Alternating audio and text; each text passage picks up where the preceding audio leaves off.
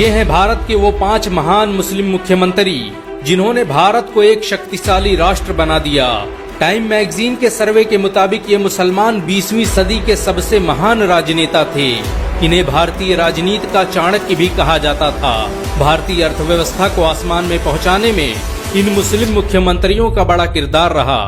भारत के 5 महान मुस्लिम मुख्यमंत्रियों की लिस्ट में पहला नाम बरकतुल्लाह खान का आता है। जोधपुर में जन्मे बरकतुल्लाह खान राजस्थान के पहले मुस्लिम मुख्यमंत्री थे। 1971 में वो पहली बार मुख्यमंत्री बने और फिर लगातार 2 बार मुख्यमंत्री के रूप में अपनी सेवाएं देते रहे। बरकतुल्लाह खान के शासनकाल में राजस्थान की अर्थव्यवस्था चरम पर पहुंच गई थी। लखनऊ यूनिवर्सिटी से लॉ ग्रेजुएट बरकतुल्लाह खान ने भारत की आजादी में बड़ा बुनियादी किरदार अदा किया। वो जोधपुर रियासत में अंग्रेजों के खिलाफ लड़ने वाले सबसे बड़े मुस्लिम क्रांतिकारी थे। बरकतुल्लाह खान जवाहरलाल नेहरू और फिरोज गांधी के सबसे करीबी दोस्तों में से थे। उन्हें राजस्थान का चाणक्य भी कहा जाता था। भारत के 5 महान मुस्लिम मुख्यमंत्रियों की लिस्ट में दूसरा नाम मोहम्मद हसन फारूक का आता है। 6 सितंबर 1937 को पांडिचेरी में जन्मे मोहम्मद फारूक भारतीय इतिहास में सबसे कम उम्र में मुख्यमंत्री बनने वाले राजनेता हैं। मोहम्मद हसन फारूक 29 साल की उम्र में ही मुख्यमंत्री बन गए और लगातार 3 बार मुख्यमंत्री के रूप में अपनी सेवाएं देते रहे। उन्होंने बड़े पैमाने पर अस्पतालों और स्कूलों का निर्माण करवाया, जिन्होंने पांडिचेरी के विकास में बड़ी भूमिका निभाई। वो कई सालों तक पांडिचेरी विधानसभा के स्पीकर भी रहे। मोहम्मद हसन फारूक पांडिचेरी के पहले और आखिरी मुस्लिम मुख्यमंत्री थे। वो भारत सरकार के एविएशन और हज मंत्री भी रहे।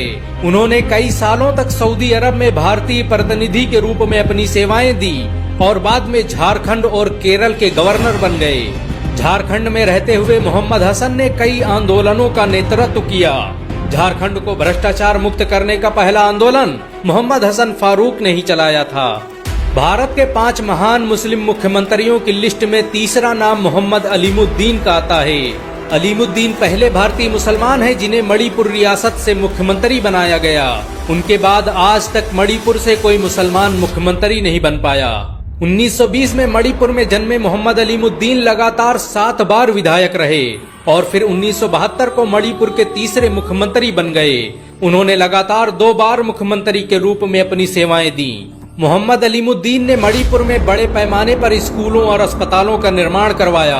उन्होंने ही मणिपुर के पहले मेडिकल कॉलेज की स्थापना की थी। मणिपुर में बनने वाली पहली यूनिवर्सिटी का निर्माण मोहम्मद अलीमुद्दीन ने ही करवाया था। मणिपुर लॉ कमीशन और मणिपुर पब्लिक सर्विस कमीशन की बुनियाद भी अलीमुद्दीन ने रखी थी। मोहम्मद अलीमुद्दीन को आर्किटेक्ट ऑफ मणिपुर भी कहा जाता है। उन्होंने अपने छोटे से शासनकाल में मणिपुर को आसमानों में पहुंचा दिया। उनके बाद आज तक मणिपुर में कोई मुस्लिम मुख्यमंत्री नहीं बन पाया। बहुत कम लोग जानते हैं कि अलीमुद्दीन केंद्र शासित मणिपुर के पहले मुख्यमंत्री भी थे। भारत के 5 महान मुस्लिम मुख्यमंत्रियों की लिस्ट में चौथा नाम अब्दुल रहमान अंतुले का आता है।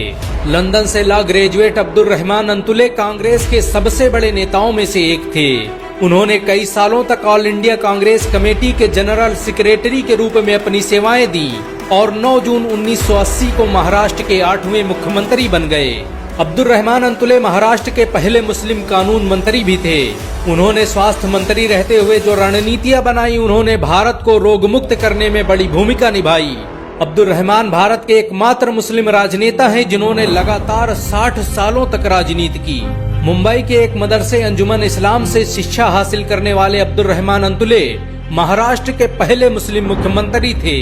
उनके पिता हाफिज अब्दुल गफूर महाराष्ट्र के मशहूर आलिमों में से थे।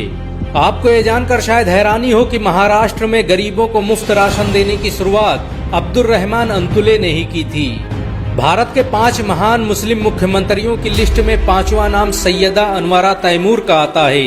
असम में जन्मी सैयदा अनवरा तैमूर भारत की पहली मुस्लिम महिला मुख्यमंत्री थी। वो भारत की पहली मुस्लिम महिला थी जिन्हें लगातार 2 बार राज्यसभा भेजा गया। अलीगढ़ मुस्लिम यूनिवर्सिटी से ग्रेजुएट सैयदा अनवरा तैमूर ने कई सालों तक शिक्षा मंत्री, वित्त मंत्री और हज मंत्री के रूप में अपनी सेवाएं दी और फिर 6 दिसंबर 1980 को असम की 8वीं और भारत की पहली मुस्लिम महिला मुख्यमंत्री बन गई। उनके शासनकाल में असम की जीडीपी अचानक आसमान छूने लगी।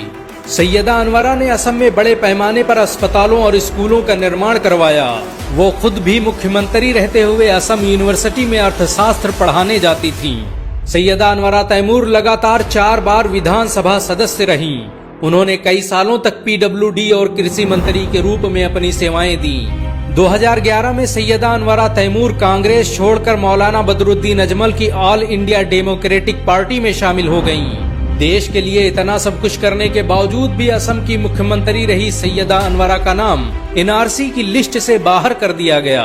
इन सब के अलावा भारत में बहुत से मुस्लिम मुख्यमंत्री रहे जिन्होंने इस देश के लिए अपना सब कुछ कुर्बान कर दिया। भारत में 10 से अधिक ऐसे राज्य हैं जहां आज तक कोई मुस्लिम मुख्यमंत्री नहीं बना। देश के सबसे बड़े राज्य उत्तर प्रदेश में भी आज तक एक मुसलमान मुख्यमंत्री नहीं बन पाया। क्या आप चाहते हैं कि उत्तर प्रदेश में एक मुस्लिम मुख्यमंत्री बनना चाहिए? अगर हाँ तो इस वीडियो को लाइक और शेयर जरूर करें।